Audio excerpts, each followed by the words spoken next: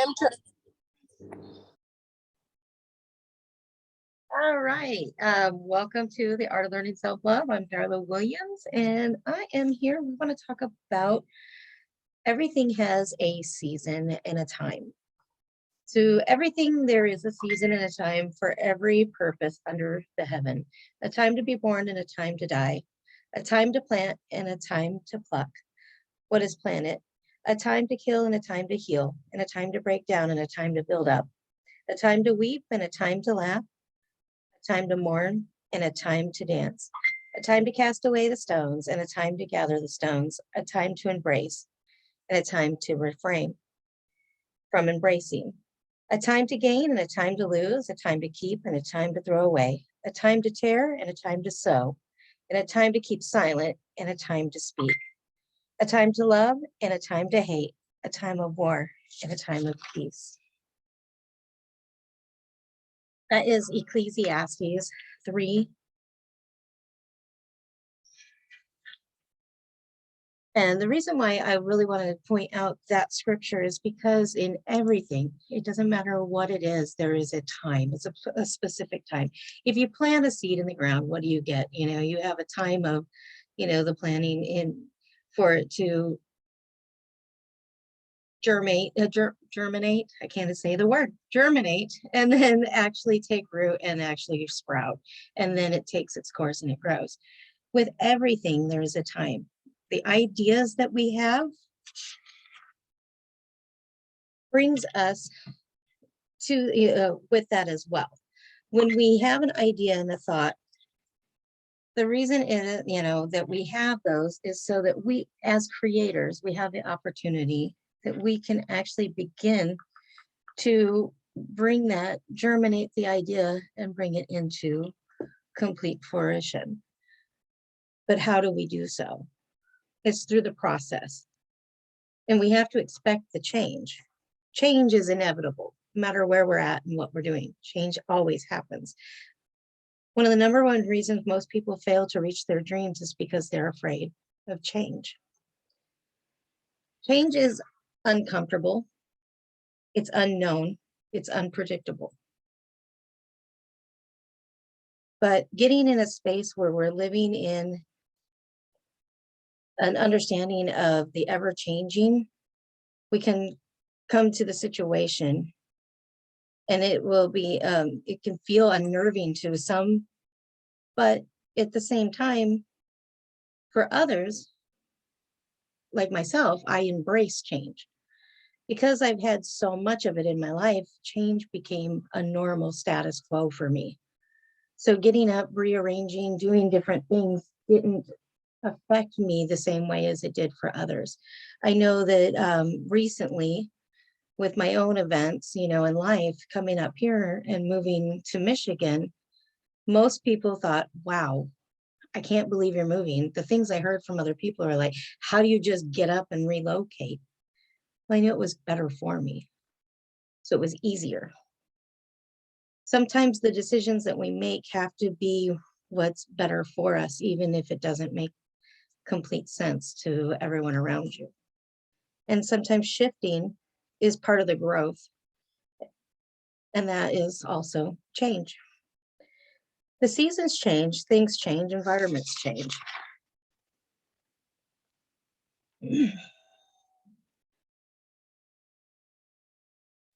So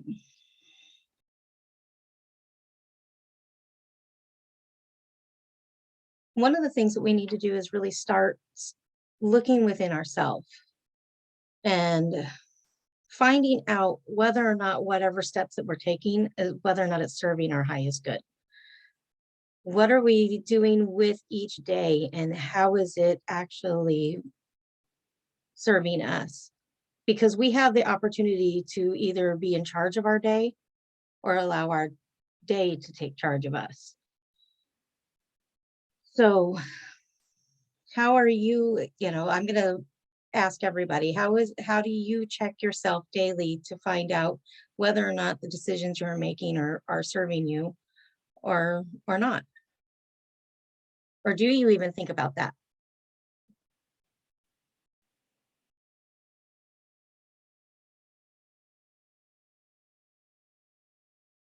Dr. Kim, do you have anything? Yes, I'm discovering that this whole thing about change, Darla, it's not so I went through a dark night of the soul between Christmas and New Year's, quite unexpected. And what I began to see that what was limiting me in my life were things and people I am attached to. And it was time to let go of those attachments. And just as you said, everything has its season. And it wasn't necessarily letting go of the things and the people, but letting go of my attachment to them.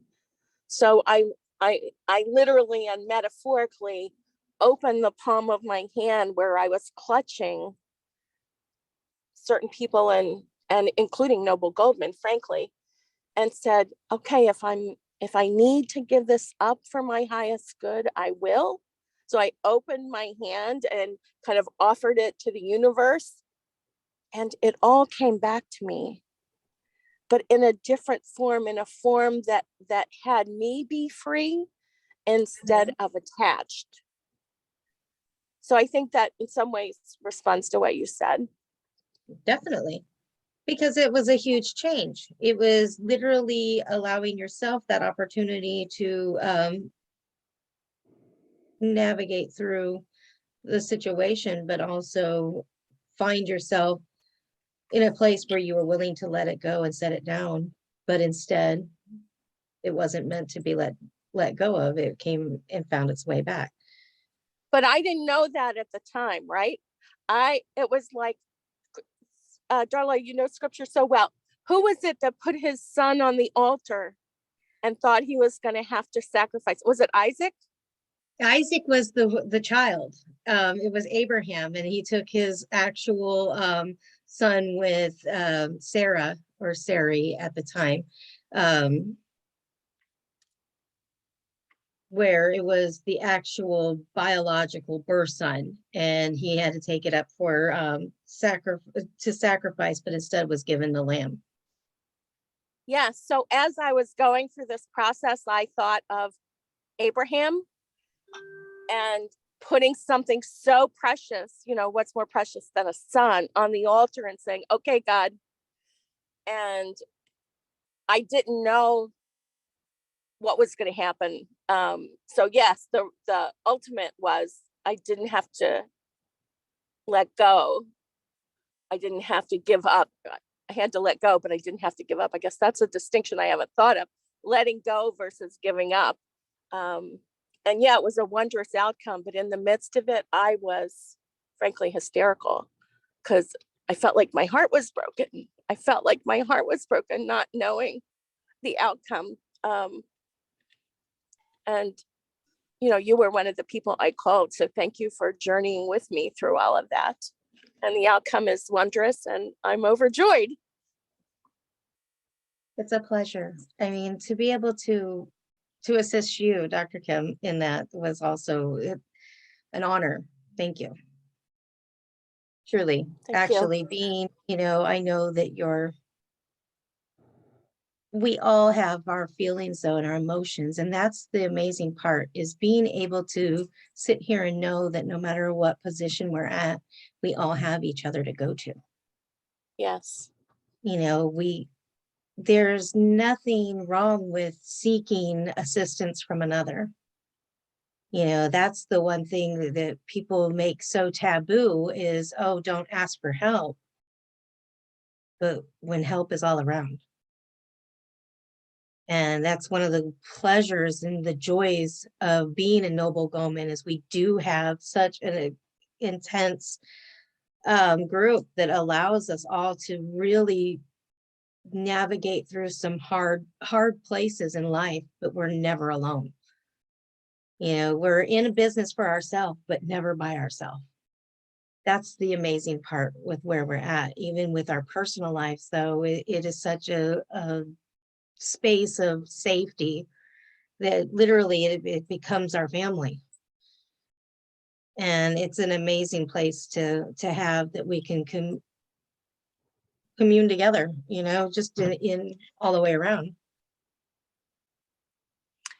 Yes, and this experience has had me start to look at, okay, where else am I attached? Where else am I not fully free because I think I need you so much, or it would break my heart to leave you, or whatever, because I'm discovering through this process that being fully free means being without attachment. Mm-hmm. And back in my 20s, one of my professors gave me a piece of paper that said love without detachment. And it was all these things. And I couldn't even read it because I couldn't imagine. What do you mean love with love with detachment. Sorry, let me get it. Yeah, Professor Ron, I'll never forget him. He gave me this sheet, love with detachment. And it was such a foreign concept. So here it is, quite a few decades later, I'm finally getting it. So See, that's our process, though. That it doesn't matter how long it takes us. We all have our own time. Each person comes into their own clarity and their own understanding at the precise moment that they're supposed to. You're never ahead of yourself. You're never behind yourself. You're always right on time. And understanding that and not getting into the linear part of it is the important part. Is getting, you know, where you're not setting yourself up to go, oh, well, I'm not meeting this goal. I'm not meeting this deadline or whatever, you know, in regards to life, you know, oh, I'm not getting that relationship. I'm not doing this or I'm not doing that, but everything has a specific time. It all comes together right on time. So if you're not where you want to be, what is it that you're out of alignment with? Where are you at in your process to get yourself there, to bring yourself into that alignment, to make it that time and make it your now?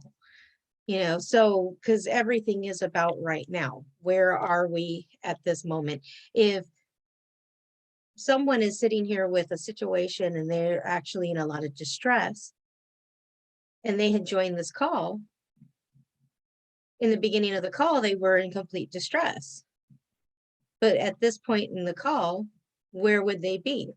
They would be at peace. They would not be in that distress. That circumstance would not be happening, because what is happening now is we're talking about the effects of change. So how would they have been, you know, their process and their thought process may be stuck sitting there thinking that they're still in distress because they're still in the moment of what was happening instead of mentally engaged in where they're at right this minute. And that's how people get so caught up in the emotional status of the change instead of being in the flow of it. And I learned very early in life to just go with the flow of it. I can't look at the past of it. I can't look at the future of it. I have to live in it right now. And when I figured that out, it allowed me to make changes easily, effortlessly. And I mean, does that still come with some momentary issues? Yes. But is it easier to navigate when you're looking at the here and now and not all of it? Yes. How often do you realize that it's your responsibility to check yourself and whether or not these things are serving you? Whatever choices that you're making. You want to say anything into that? Um, when doing the self Reiki, it's like a regular check every time I do my self Reiki. I'm always checking what's serving my highest good, letting go of what's not. And like Dr. Kim said, sometimes it's difficult to let go, and sometimes it's difficult to accept situations and whatnot. But in order for us to get to that point of living our highest good, we have to live in the now. Like those things that aren't working for us anymore, serving us anymore. You know, sometimes we get so comfortable in that. You need to get a little closer to the mic, please. You were cutting out. Oh, sometimes we just got to accept that it is what it is, and let it go freely, no matter how comforting it is, or how much you enjoy that place or that situation or circumstances. It always comes time for something to be released to let go. And that's what I was talking about, the constant flow of change. I mean, life is truly like a river. You're never at one place at one time. You're always moving. You're always, going on to the next thing. When we hit these pain points or depression points or frustration points in life, it's just a moment in time. It's that spot in your river of life, and eventually you will sail through and you will get past it and you will be on to the next. Yeah. I love what he just said. In my notes, I actually have, we're always on the waves of the sea, the ebb and the flow of the currents in life. Since we are energy, always vibrating, No. always in motion, we're always in the process of change. So literally, one of Bob Proctor's teachings that I absolutely loved when I first came into hearing some of his stuff was he was talking about, even with the body, with the flesh, if we were dead and laying in a coffin, it would still be moving, because the particles of life are still moving. Life is energy and it's always changing, because even with the fact that I was no longer, if the spirit pulled out of me, like Ruthie says, what would happen? My body would just drop. So if the spirit pulled right up out of my head, my body would collapse, but it would not stop motion, because there would still be a deterioration. There would still be a process of my body. Your fingernails still grow, your hair still grows, your body starts to decompose. It's Right. crazy. So here you are, still in emotion and still moving, regardless of whether or not your spirit's intact. Your body, everything is energy. Everything is going to return to the same source and back and flow again. Now, do we have a recollection of all of it? No, we come back into a remembrance of it as we continue on through the process. And then we come back into an alignment with ourselves and our true higher self of who we are. And we begin to then flow and function through our process and our purpose. And those are the ever changing things that happen to us, and everything has its season through it. When I'm making out a list of goals or mind mapping or other things, in regards to that, I always choose 10 things. The first 5 are easy everyday tasks that need to be done. The rest of them are going to be different things in regards to the things that I want to create. So I do my 10 gratitudes, journaling. I do my emails, my calls.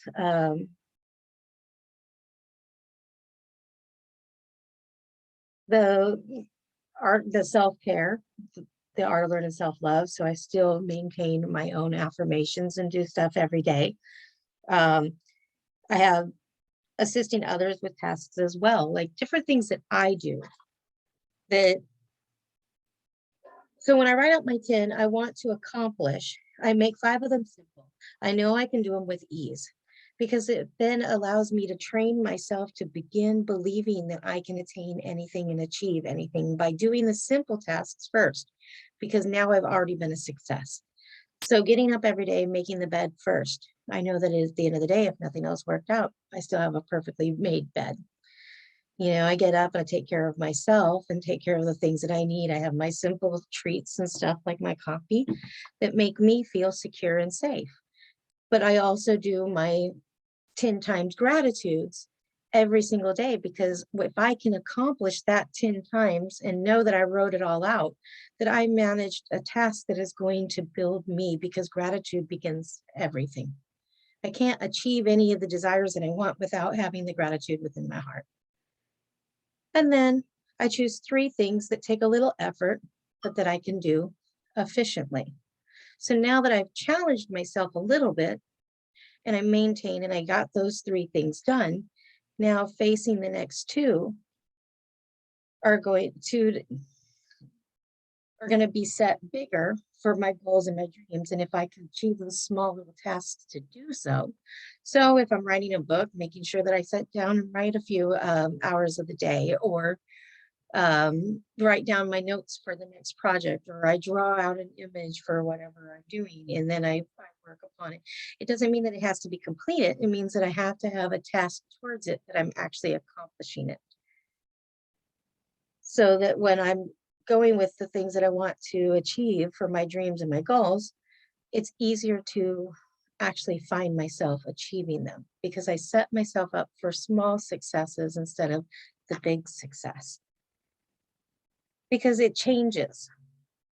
Doesn't matter if you think that you're going to go from the low vibration to the high vibration instantly. That's never going to you're never going to accomplish that. You're going to this ever changing flow in between all of the vibrations until you finally reach and meet what it is that you're trying to attain.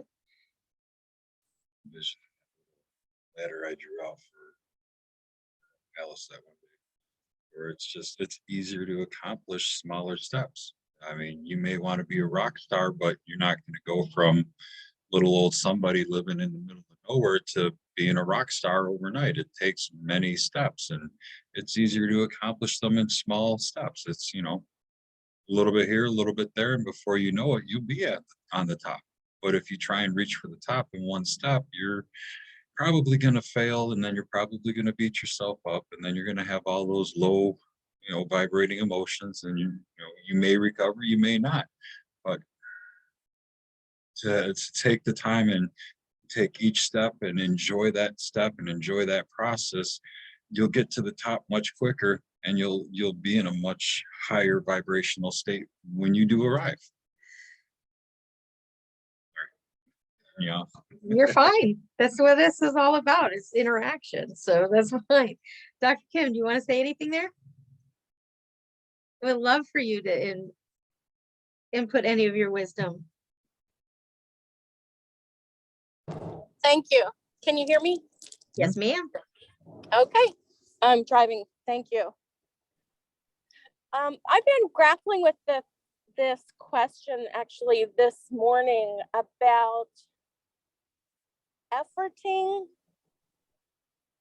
versus allowing versus creating. I don't have any answers, but I'll share my self-inquiry with you, which is I'm looking at areas in my life where I expend a lot of effort. is that the first one? Efforting, yeah, working hard. Let's just put it simple, right? Am I called to work? Where am I called to work hard? Whatever that means. Where am I called to simply allow? And where am I called? Maybe it's all in the big circle of creation. Maybe, Darla, if you drew a circle and the circle was creation, maybe I'm just thinking out loud, called allowing the universe to bring into us even things we haven't even dreamed of or thought of. I didn't think of Noble Gold. I didn't know I was looking for a community of like-minded souls. So that I allowed that to come to me. Yes, I'm writing another book and I'm working hard on that. I'm at least I will be. I'm thinking it through right now. And then what was the other one I said? Oh, creating is the big circle. So what would the other pieces of the pie be? If we have, the pie is called creation. We're designing our life. We are creating our life as we want it to be. We have a slice called working hard, and we have a slice called allowing. I'm wondering what if there aren't a couple of other. On Darla's diagram, she put half of it as working hard. I don't want to work that hard. Maybe I'll do a small sliver of work. Yeah, Darla, make that just a sliver. I'd rather work smart than hard. I worked hard and became disabled, so I don't want to do that no more. Let's even change working hard to working smart, like Joe just said, we're going to create a little diagram right here. Well, working smart, I'll do a half circle. That's fine. I think Joe, it could be a quarter or a third, not a half. Let's not even make it a half. Quarter that then? Quarter or third? Quarter and third. There we go. But taking that's awesome. So you're saying there that the circle itself represents creation. Life by design. Yes, creation, life by design.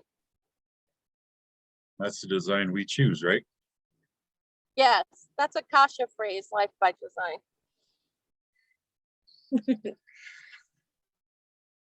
Then you're saying working smart and allowing. So we have, tell me. You said efforting, allowing, and creating.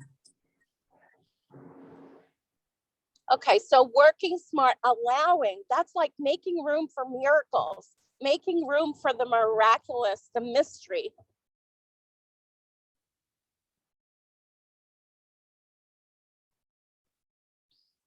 And I think there's a big piece. If we do this pie in threes, I think the next big piece is resting, relaxing, fun, self-care, all of that. So we're not focused all the time on goals and dreams and all of that, but we just take a phenomenal care of ourselves. I'm discovering the more I take care of myself, the rest of that circle becomes way easier. Whereas before it was give myself the tiniest little sliver or no sliver at all and work really, really hard and try to please other people. So if I had to put the two side by side, they would be dramatically different. What do you think? I love it. I mean, because really thinking about it, working smart. I mean, if we work smart in all of the areas of our life and we actually took and did the intention for it, how much further and effective could everything that we do actually be? That be the allowing part, setting the intention, allowing it to manifest. So you want to throw out there, I want to make $1 million before 2023. Working smart is how you would get there. And then when you do get there, then you got your resting, relaxing, recovering on some sandy beach in Fuji or something, sipping margaritas, slushy style. Oh, that brings to mind something I learned last year from a friend of mine. Instead of making a to-do list every day, she makes a done list. A done list. So she writes it in And, after it's completed. Well, yes. And just that little play on words shifted so much for me. It was coming from completion, coming from accomplishment, as opposed to, striving to get something done. And it's just an energetic shift, but an energetic shift that for me has made a really big difference. Right? It's like you started off this day in pure enjoyment. It's like a lot of people don't like waking up. They don't like setting that alarm clock, waking up to that horrible noise. If we can get everybody to wake up, it's another day in paradise. How will that shift their world, their day? If you truly believe no matter what happens, it's another day in paradise. Well, what's paradise to you?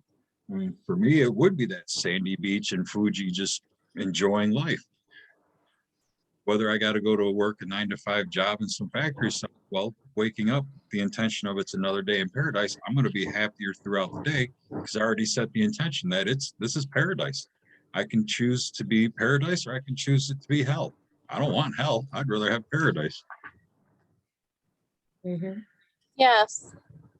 And that's where we come back into what I was talking about, is setting the last two, is the goals and the dreams, starting, doing the next step until finally we come to that accomplishment. Knowing that with each step you can achieve if you believe in yourself and know that all things will work out.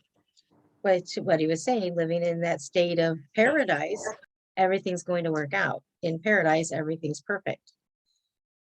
So, As it should be. and so if you can dream it, you can achieve it. So what is your big dreams? Dr. Kim, do you have a big dream right now? I knew you were going to ask me. Oh, what is my big dream? I've been asking myself that question. So in the middle of my dark night of the soul, I was writing down what are my dreams. Mm-hmm. And when I looked at the list, they were already present. They were already present. They weren't out in the future. And I was really proud of myself that I brought forth the dreams. You know, it was all about community and making a global difference and whatever else. I don't even remember. There were 6 things on the list. So I haven't decided if my responsibility is to, you know, expand that list or just live each day in that space. So I don't know. What do you think?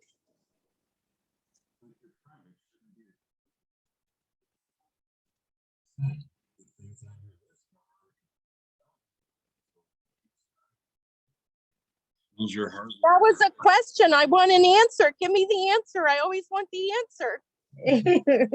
You're the only one who can give yourself that answer. Because you are soul sovereign, doing what you need to do for you. None of us, we can all have suggestions. We can all make, you know. It's like Ruth says, do you want another creator controlling your world, or do you want to control your world? Yes, but I would enjoy your perspective. Working on your dreams and achieving them is wonderful. And I think that the fact that you have 6 of them, do you feel personally that you can onboard more? Or do you feel that accomplishing some of them would be more productive for you? Well, I think that what I mentioned earlier is where I'm headed next, which is my dream of dreams is to be fully free. So I am going to do the work of discovering where am I not free, that I didn't even realize I wasn't free. So that's an important piece of work, and who knows where that will lead. You know, I don't have right now, you know, things like, you know, material things or moving or things like that. It's more the quality of my life that I've never been this joyous, and yet I know I'm just scratching the surface. And I would like more people to join me on the joy journey. Wow. Join me on the joy journey. That's the Join me on the joy journey. That one I like. Yeah, let's write that down. Let's write that down. Join me on the joy journey. This is a rich conversation. I'm very grateful to be with you both.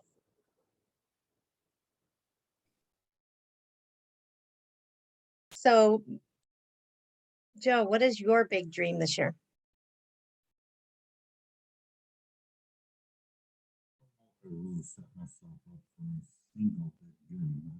Many things that I would like to see manifest. I think the biggest one would be to start reporting to disability that I'm earning an income, and to continue earning a bigger income as I progress through the year. Like Dr. said, she wants to be free. Well, me being on disability is like the polar opposite opposite of being free. I have so many rules, so many regulations. Penalized and fined and feed, kicked off disability, forced to pay back wages, stuff like that. And it's far from being free. And I'm grateful that, you know, I was able to earn a wage while I was not capable of doing the laborious tasks I once could. But I've revamped my life. I've recreated me. I'm I'm I'm working in a different fashion now. I'm not working with my muscles. I'm more or less working with my brain. I'm doing that working smarter thing. And as I progress through this year, I want to uh, leave the disability wage behind me and you said become sole sovereign, provide for myself without another creator telling me you can and cannot do such matter. I want to just step into the next day knowing that I got this and I will keep having it because it's what I've created for myself. I know I didn't really answer your question, but You did. That is, I it's a know. big dream to be able to be financially sovereign again. I mean, that's huge because you have been living off of a specific wage for quite some time and it is guaranteed. And knowing that you want to shift, that's a huge dream and but it's attainable. It's achievable. It's Mhm. something that as long as you're putting forth the efforts daily that you can do. Well, some days it's not daily, but I do.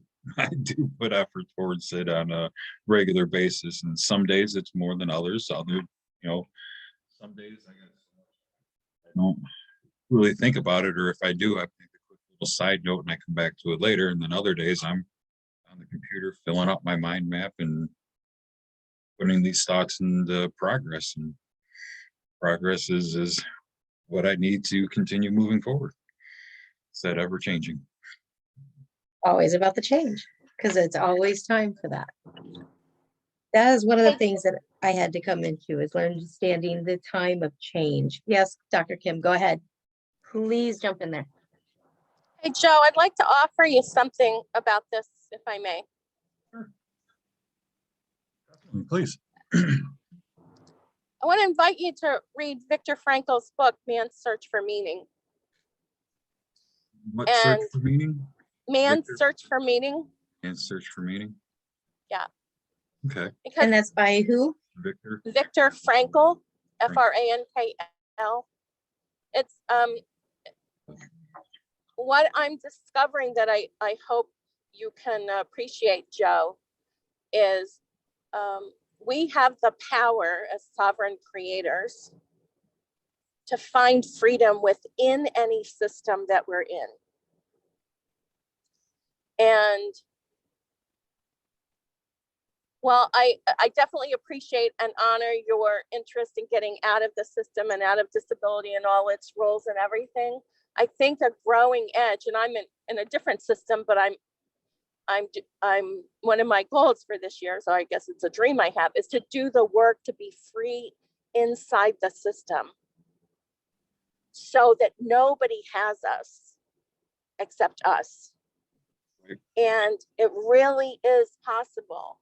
And I hear the pain and the struggle of being within the system. And I encourage you to find the path of freedom within it until you can leave it. Mhm. But I don't want you to suffer in the system. I would much rather you have freedom within the system until you can break out of it.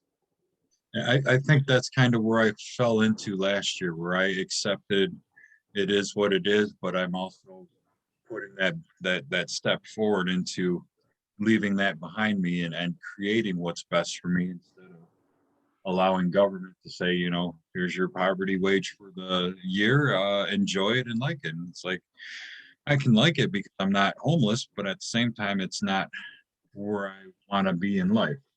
So that's what I'm doing. I'm taking steps towards going to where I want to be in life and leaving this lifestyle behind. Mhm. Yes. Thank you. Thank you. And for myself this year, I have quite a few dreams.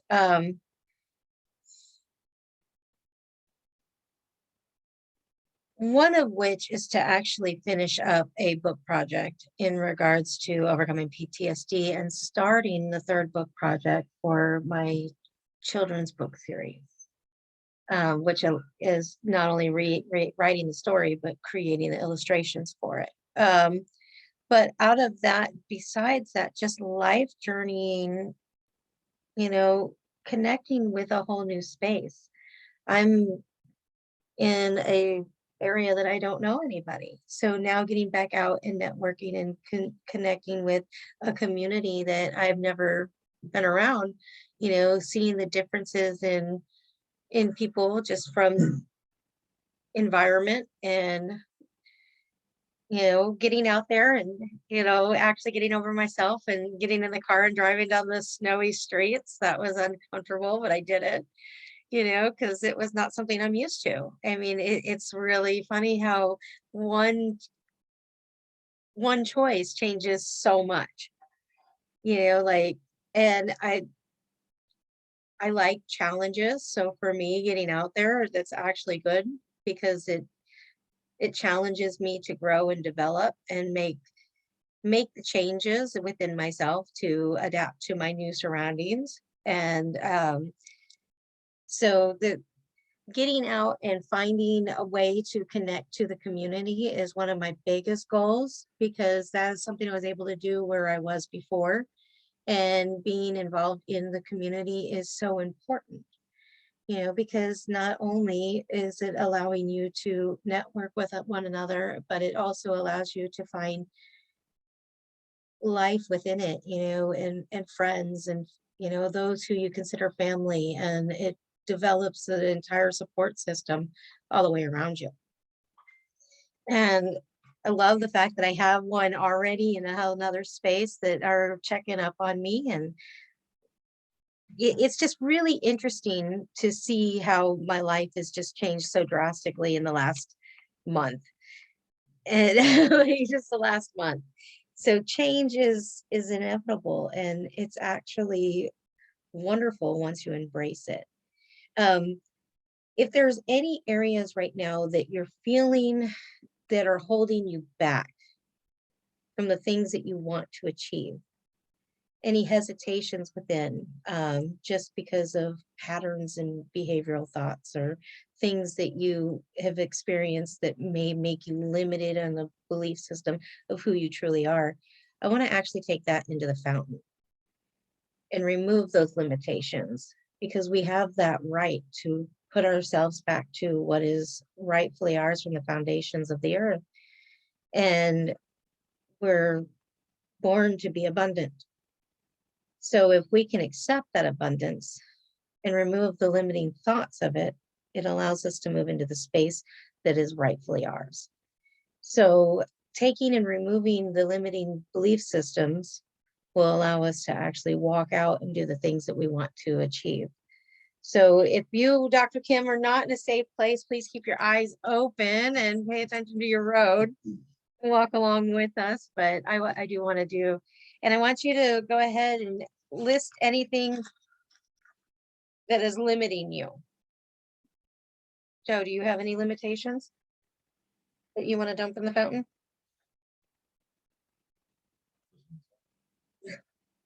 Just throwing himself in there. He's like, just throwing. I keep stopping myself from doing the great things because of that doubt, that fear of the unknown, and all that. And I need to, like you say, embrace the change and just let it be.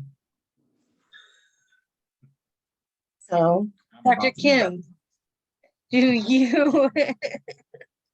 Yes, mine is being willing to break out and have room for more of whatever the universe would like to give me. And I have the Soul of Noble Guest Mastermind in 5 minutes. So I will in spirit journey with you in the fountain. Thank you for today. And You're welcome. I love you. I love you Love both. you. I love you all, whoever's listening. Thank you for listening. Bye for now.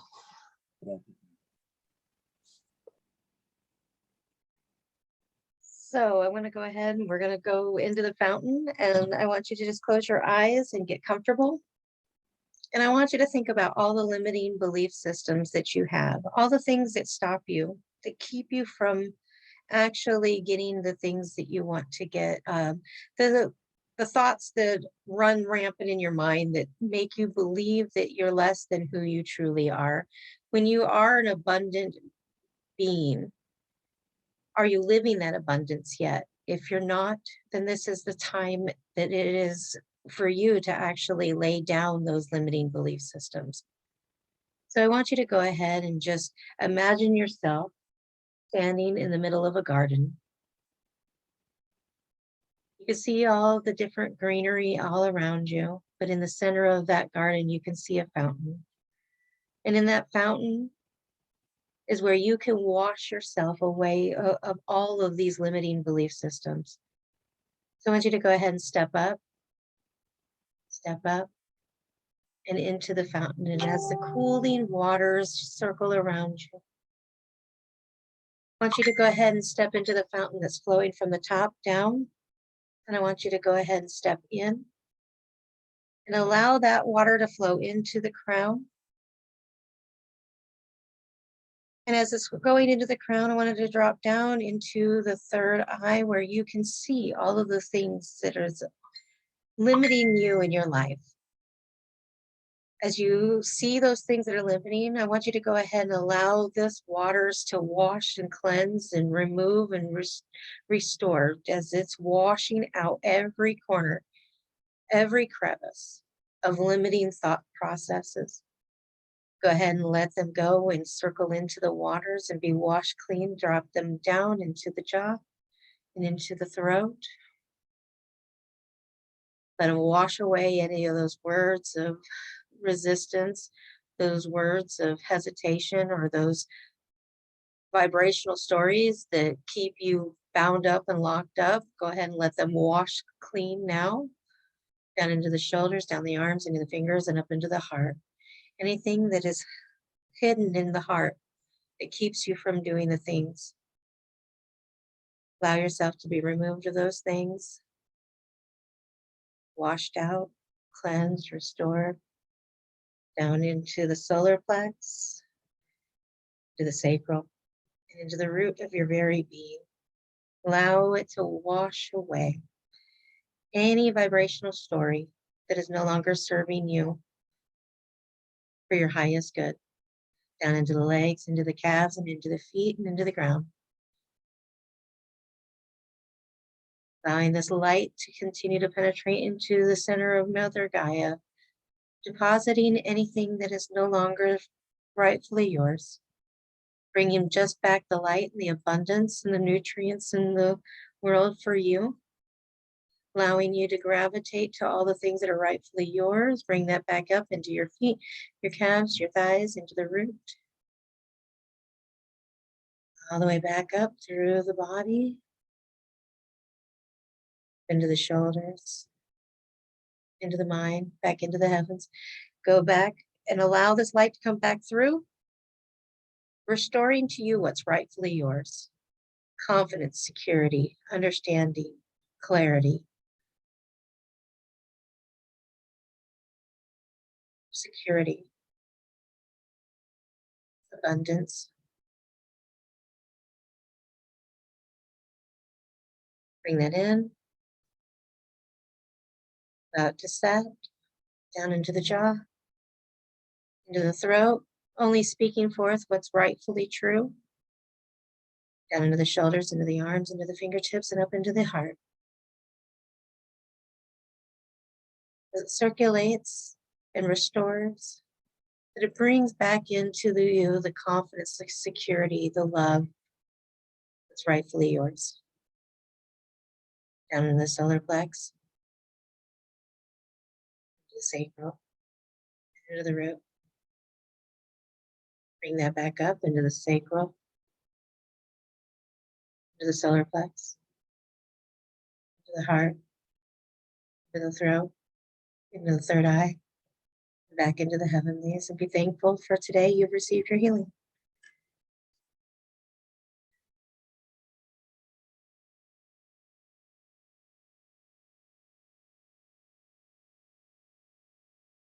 Thank you. How was that for you?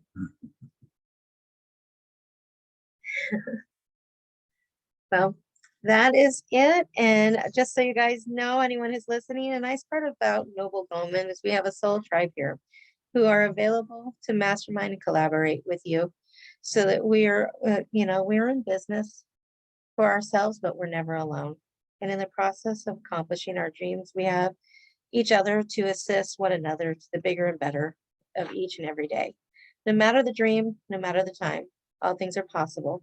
We're only as limited as we believe ourselves to be. So believe in yourself and manage yourself and achieve whatever it is that you want to achieve because you're capable, because you can.